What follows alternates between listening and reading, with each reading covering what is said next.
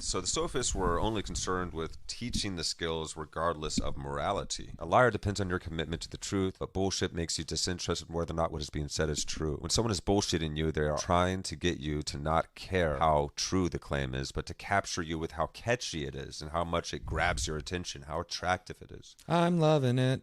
Mm-hmm. It's crazy how it overrides the mind. Even though you know it's bullshit, it's like it still calls to you.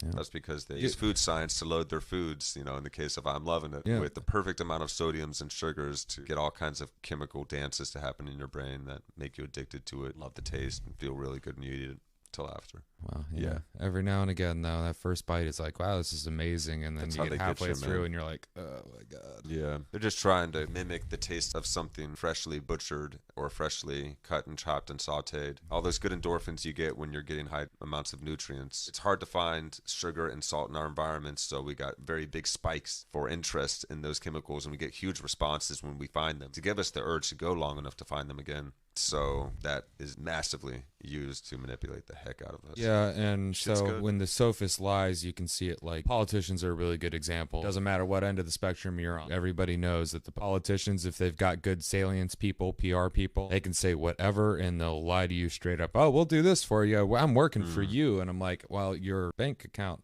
begs to differ, buddy.